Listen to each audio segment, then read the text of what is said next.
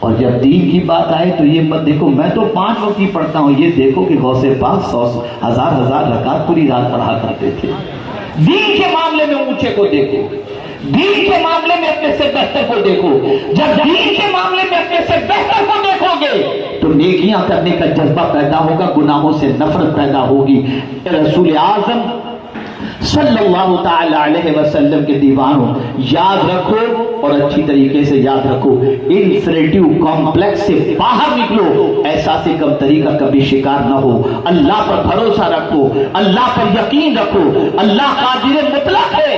اس نے اپنے محبوب سے فرمایا قل اللہم مالک الملک تؤتی الملک من تشاء وتنزع الملک ممن تشاء وتعز من تشاء وتذل من تشاء بیدک الخیر انک علی کل شیء قدیر۔ اسی کے دست قدرت میں عزت ہے، اسی کے دست قدرت میں ملک ہے، اسی کے دست قدرت میں ذلت ہے، وہ جسے چاہے عطا فرمائے اور جس سے چاہے چھین لے، اس پر کامل بھروسہ۔ ایک مثال عرض کروں آپ کے سامنے توکل کی۔ دیکھیں ایک درخت ہوتا ہے، اس درخت پر ایک پتلی سی ٹہنی ہوتی ہے، پتلی سی ڈال، نہ دائیں جانب کوئی دیوار ہے نہ بائیں جانب کوئی دیوار ہے، کچھ بھی نہیں۔ اگر ہم سے کوئی کہے کہ اس ٹہنی پر سو جاؤ، سوئیں گے؟ بھئی جواب دیجئے نا۔ آپ کا جواب ایسا ہے کہ میں سمجھتا ہوں شاید میری بات، سوئیں گے آپ؟ جواب نہیں سوئیں گے۔ لیکن آپ دیکھیں نا چڑیا کتنی اطمینان سے سوتی ہے، اسے گرنے کا کوئی ڈر ہی نہیں ہوتا، اسے گرنے کا کوئی ڈر ہی نہیں ہوتا۔ ایک چڑیا تو گر جائے گی تو کیا ہوگا؟ تو جواب ملے گا میرا رب بہت بڑا ہے، مجھے میرے رب پر توکل ہے، میں کمزور سہی، سنبھالنے والی ذات بہت بڑی ہے۔ ایک چڑیا اپنے رب پر اتنا بھروسہ کر رہی ہے۔ مسلمانوں، جس نے پیدا کیا ہے، جو ماں کے پیٹ میں روزی دیتا تھا، وہ تمہیں دنیا میں روزی نہیں عطا فرمائے۔ یقین کامل رکھو، بھروسہ رکھو اور کبھی بھی نا امید مت ہونا، حالات کسی طریقے کے ہوں۔ مایوسی اسلام ہمیں نہیں سکھاتا۔ میں تو جب توکل کے حوالے سے اس پہلو پر غور کرتا ہوں تو عقل دنگ رہ جاتی ہے۔ اللہ اکبر۔ رسول اعظم صلی اللہ علیہ وسلم ہجرت فرما رہے ہیں، دشمن تلاش میں نکلا، سراقہ ڈھونڈتے ڈھونڈتے پکڑ لیتے ہیں، پہنچ جاتے ہیں وہاں تک۔ کیسی سچویشن، تھوڑا سا ہلکا سا آپ سوچیے، محلہ چھوڑ کے بھاگنا پڑا، گھر چھوڑ کے بھاگنا نہیں، سرکار کی سے ہجرت کرنی پڑی، سرکار نے ہجرت فرمائی۔ عام انسان کی پوزیشن، محلہ چھوڑ کر جانا پڑا، گھر چھوڑ کر کے جانا پڑا۔ آدمی جائے، سچویشن بڑی خراب سے خراب تر ہو تو آدمی کے مائنڈ کے اندر اس وقت کیا ہوگا؟ یار اب کیا ہوگا، اب کیا ہوگا، اب کیا ہوگا۔ لیکن یہاں میں دیکھتا ہوں تو قربان میرے آقا کی عظمت پر سراقہ قریب پہنچ جاتے ہیں، سرکار نے زمین کو حکم دیا، سراقہ کو پکڑ لی زمین، پھر معافی مانگی، حضور نے زمین کو کہا چھوڑ دو تو زمین نے چھوڑ دیا، پھر ان کی نیت بدلی، سرکار نے پھر زمین سے کہا، زمین نے پکڑ لیا۔ سراقہ کو یقین ہو گیا کہ یہ آخری نبی۔ اب حضور کیا فرماتے؟ توکل کس کو کہتے سنیے، ایسی سچویشن ارشاد فرماتے سراقہ وہ وقت کیسا ہوگا جب تمہارے ہاتھوں میں کسرا کے کنگن پہنائے جائیں گے، دو سپر پاور زیر نگی ہو جائے گی۔ ہجرت کہتے وقت میرے رب پر میرے آقا کو کتنا بھروسہ تھا کہ یہ جملہ ارشاد فرماتے نظر آ رہے ہیں۔ پتہ چلا حالات کیسے ہی کیوں نہ ہو، رب پر بھروسہ کامل رکھو، وہ قادر مطلق ہے، وہ پالنہار حقیقی ہے، وہ معبود برحق ہے، وہ اپنے بندوں کو پیدا کر کے کسی اور کے سپر نہیں کرتا، وہ یہی کہتا ہے الحمدللہ رب العالمین، وہی پالنے والا ہے، وہی حفاظت کرنے والا ہے۔ توکل رکھو۔ تو وہ لوگ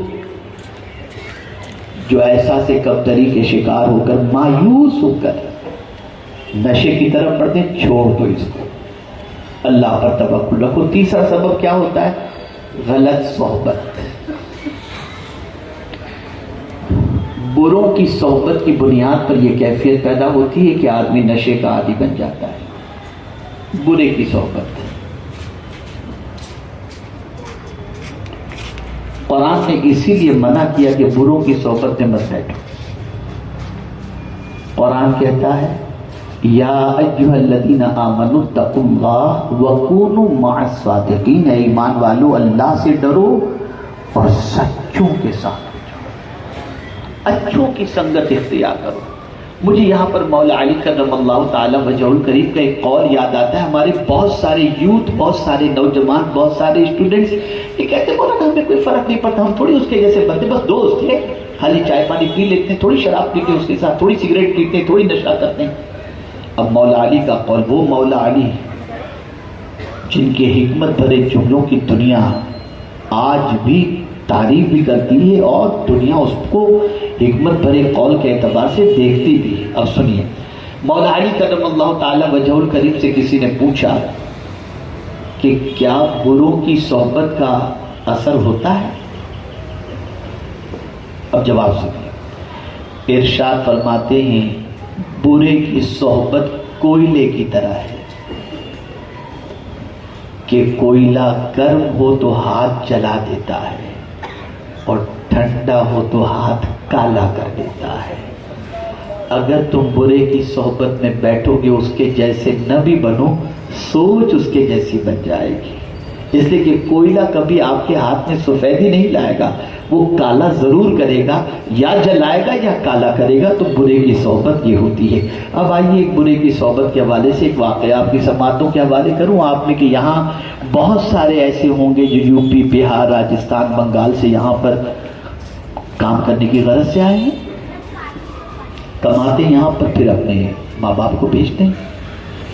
ایک نوجوان، میں سمجھتا ہوں بس یہ شاید آخری گفتگو ہو، ایک نوجوان جس کا باپ شہر میں پارٹی والا تھا، روزانہ وہ دیکھتا تھا کہ اس کا باپ لوگوں کا سامان اٹھاتا ہے، ایک جگہ سے دوسری جگہ، دوسری جگہ سے تیسری جگہ پہنچاتا ہے اور لوگ اسے مزدوری دیتے ہیں.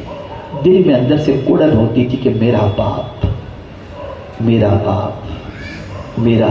یہ مزدوری کر رہا ہے. اس نے عزم کیا کہ میں کچھ بنوں گا میں.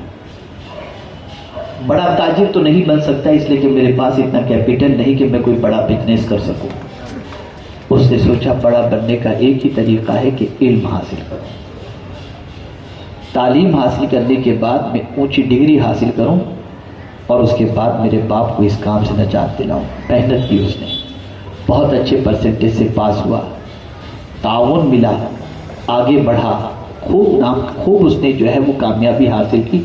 یہاں تک کہ MBA اس نے کیا اور کمپنی کے اندر جاب کے لیے اپلائی کیا، اسے بڑی اچھی جاب مل گئی. پہلی تنخواہ آئی، باپ کے ہاتھ میں دیا اور اپنے باپ سے کہتا ہے ابا اب آپ کا بیٹا پیروں پر کھڑا ہو چکا ہے، بس آپ مسجد میں جائیے، نماز پڑھیے، میرے لیے دعا کیجیے، اب آپ صرف اللہ اللہ کیجیے، اب آپ کو مزدوری کی ضرورت نہیں. باپ اپنے بیٹے کی اس کال کے اوپر بڑا مسرور تھا، بہت خوش تھا اور اپنی قسمت پر رش کر رہا تھا. بارگاہ سمدیت میں جبین نیاز جھکا کر بیٹے کے لیے دعا کر رہا تھا. بیٹا ترقی کرتا گیا، اچھا گھر بنایا اس نے، ماں باپ کو حج کرایا. پھر ماں باپ نے کہا بیٹے تیری شادی بھی کرنی ہے. اچھے گھر میں رشتہ ڈالا گیا، ماشاءاللہ وہاں شادی بھی ہو گئی. امام مسجد بھی بہت محبت کرتے، علاقے کے علماء، مشائخ سب محبت کرتے. اب وہ ترقی کر رہا ہے. اب جو اس کی ارننگ تھی اس نے سوچا بچے بھی بڑے ہو رہے، اسکول جانے لگ گئے ہیں اور اب ضرورت زیادہ بڑھتی جا رہی ہے، چلو بہت سال ہو گئے ایک کمپنی میں، ایکسپیرینس کی بنیاد پر دوسری کمپنی میں جاب کے لیے اپلائی کروں تو شاید ہو سکتا ہے مجھے اچھی سیلری ملے. اس نے دوسری کمپنی میں اپلائی کیا. اپلائی کرنے کے بعد اسے اچھا پیکیج ملا.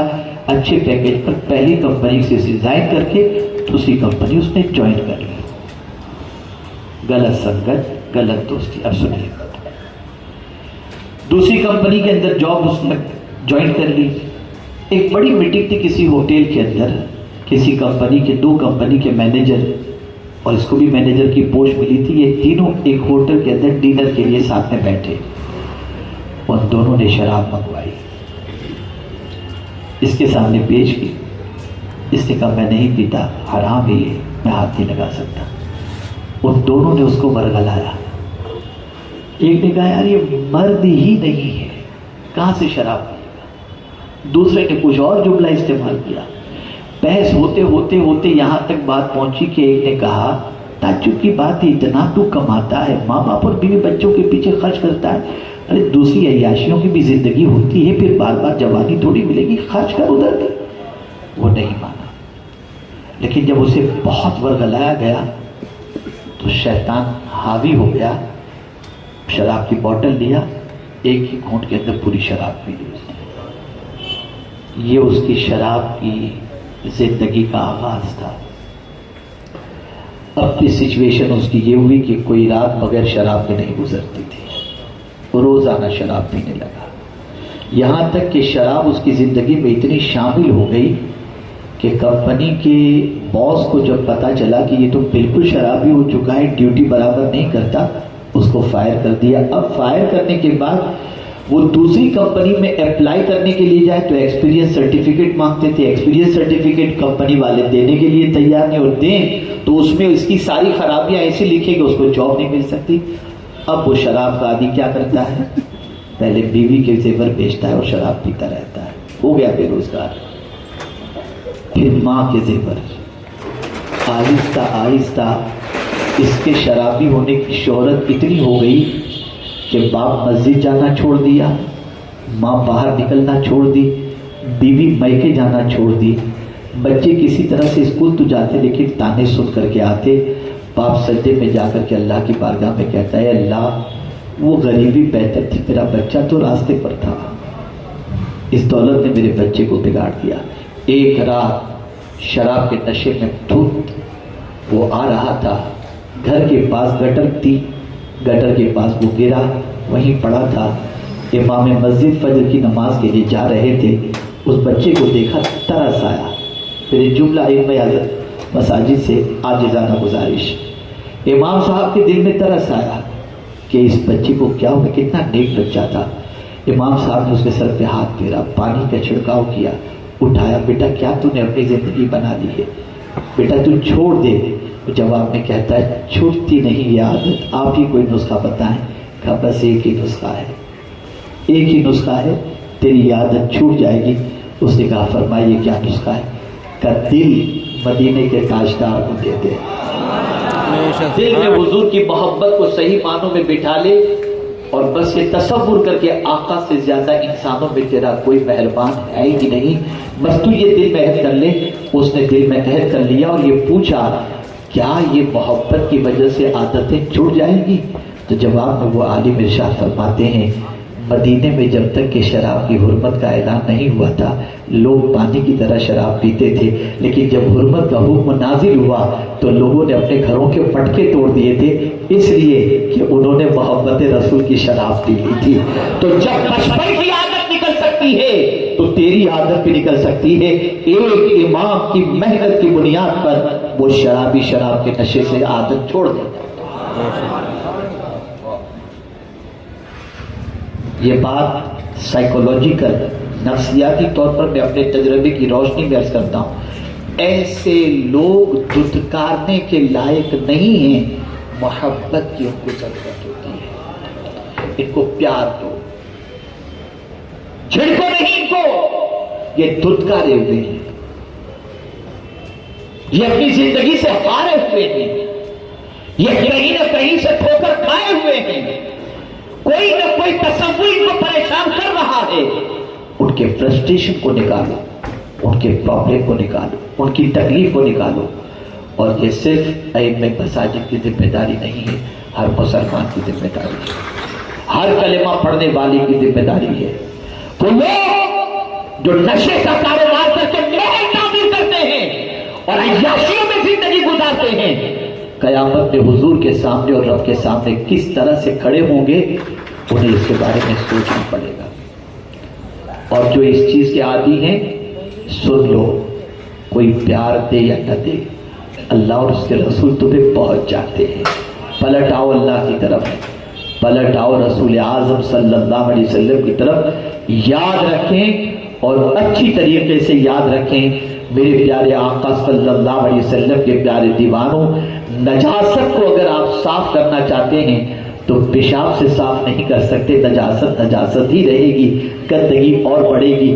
آپ اپنے ڈپریشن کا، آپ اپنے فرسٹریشن کا، آپ اپنی ناکامی کا علاج اگر حرام چیزوں میں تلاش کریں گے کبھی نہیں ہو سکتا۔ آ جاؤ اللہ کی طرف، آ جاؤ رسول اللہ صلی اللہ علیہ وسلم کی طرف، آ جاؤ قرآن مقدس کی طرف۔ آپ دیکھنا ادھر قدم بڑھاؤ گے، ادھر مصطفیٰ کی رحمت ساتھ دینے کے لیے تیار ہو جائے گی۔ اس کو ایک مثال کے ذریعے سمجھا دوں تو آپ کی سمجھ میں اور اچھی طریقے سے بات آ جائے گی۔ میں آپ کو بتاؤں، محلے کا ایک ایسا شخص جو نمازی بھی نہیں ہے، جمعہ پڑھنے آتا ہے، صحیح کام کاج ہے یا نہیں معلوم، لیکن ایک دن آ کر کے امام صاحب سے کہتا ہے، حضور معین المشائخ سے کہتا ہے، حضور میں کل عمرہ کے لیے جا رہا ہوں۔ تو حضرت فرمائیں کہ دیکھو بیٹا وہاں دعا میں یاد رکھنا۔ امام صاحب کہیں کہ بیٹا دعا میں یاد رکھنا، ارے کے لیے چائے لے کر کے آؤ۔ سوال یہ پیدا ہوتا ہے، اس کو مسجد میں کبھی نہیں دیکھا، یہ عمرہ کے لیے جا رہا ہے، اس کو چائے کیوں پیش کی جا رہی ہے؟ کبھی تو نہیں پوچھا تھا، آج کیوں پوچھ رہے ہیں؟ تو جواب ملے گا، جب اللہ اپنا بنا رہا ہے، حضور اپنا بنا رہے ہیں تو اس کو چائے پلا دی جائے، وہ اس کا مہمان بننے کو، ان کا مہمان بننے کے لیے جا رہا ہے۔ تو قدم اس نے جب اللہ کی طرف بڑھایا، اللہ نے لوگوں کے دلوں میں عزت عطا فرما دی۔ تم بھی برائیوں سے نکل کر نیکی کے راستے کی طرف قدم بڑھاؤ، اللہ لوگوں کے دلوں کے اندر تمہاری عزت پیدا فرما دے گا۔ بے شک، سبحان اللہ۔ اس لیے اے رسول اعظم صلی اللہ علیہ وسلم کے دیوانوں، شیطانی ہتھ کنڈوں کو سمجھو۔ شیطان نشے کے ذریعے عداوتیں پیدا کرواتا ہے، بغض پیدا کرواتا ہے، اور اس کی کوشش رہتی ہے خاندان کے خاندان بکھر جائیں اور نسلوں کی نسلیں تباہ و برباد ہو جائیں۔ اس لیے میرے پیارے آقا صلی اللہ علیہ وسلم کے پیارے دیوانوں، آج کی اس عظیم الشان روح پرور نشہ مکت پروگرام کے اندر میرا یہی پروگرام پیغام ہے۔ اس اصلاح معاشرہ کانفرنس کے اندر اگر آپ کی وجہ سے ایک بھی برباد ہونے والا انسان بچ گیا تو اللہ راضی ہوگا۔ میں آپ کو ایک مثال کے ذریعے سمجھاؤں، بات بڑھتی جا رہی ہے، معذرت چاہتا ہوں حافظ سکندر صاحب سے، میں ایک بات عرض کر دوں۔ اللہ اکبر، آپ مجھے بتاؤ، ایک ڈرگی، ایک نشہ خور جب نشہ کرتا ہے اس کی ماں کی طبیعت پر کیا گزرتی ہوگی؟ اور پتہ چلا کہ معین المشائخ نے اس کو نصیحت کی، تعویذ دی، اس کو اس کے بعد سر پہ ہاتھ پھیرا، اس نے نشہ چھوڑ دیا، اور واقعی اس نے نشہ چھوڑ دیا، تو ماں مصلی پر بیٹھ کر کے دعا کرے گی، اللہ معین المشائخ کی عمر میں برکتیں عطا فرما، انہوں نے میرے بچے کو نئی زندگی عطا فرما۔ بتائیے ایسا ہوگا؟ یعنی جواب دیجیے آپ، یار آپ ایسا جواب دیں گے تو مجھے اطمینان نہیں ہوگا، ہوگا ایسا ہوگا؟ ایک بیٹا نشہ چھوڑے تو ماں مصلی پر دعا دیتی ہے، ایک امتی نشہ چھوڑے تو حضور کتنے خوش ہوں گے، اور ایک بندہ نشہ چھوڑے تو خدا کتنا خوش ہوگا۔ بس یہ کوشش کرنی ہے، محنت کرنی ہے۔ اللہ مجھے آپ کو سب کو توفیق نصیب فرمائے۔ وما علینا الا البلاغ المبین۔ یہ طویل موضوع ہے، میں نے تو مختصر اس کو سمیٹنے کی کوشش کی، لیکن میں امید کرتا ہوں کہ انشاءاللہ ہر کوئی اپنی ذمہ داری کو محسوس کرتے ہوئے انشاءاللہ کوشش کرے کہ اللہ مجھ سے، آپ سے، سب سے وہ کام ہے جس سے اللہ اور اس کے رسول راضی ہو جائیں۔ ایک ضروری اعلان میں آپ کو بتا دوں، الحمدللہ وادی نور کے اجتماع میں ہمارے ساتھ ایک